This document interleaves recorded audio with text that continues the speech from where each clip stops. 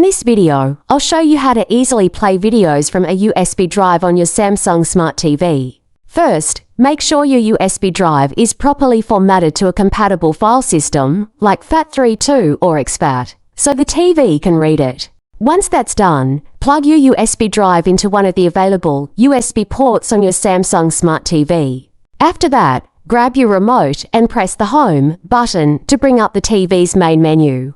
Using the arrow keys, navigate to Source, and then select the USB option from the list of available sources. Your TV will then detect the USB drive and show you a list of all the files stored on it. Select the video file you want to play, and press Enter or OK on your remote. The video will start playing on your TV, and you can control the playback using the remote's standard media buttons. If you want to access other videos or files, just use the navigation buttons to select different content on the USB drive. And that's it. You can now enjoy your videos directly from your USB on your Samsung Smart TV. If you found this video helpful, make sure to like, subscribe, and leave any questions or comments below. Thanks for watching.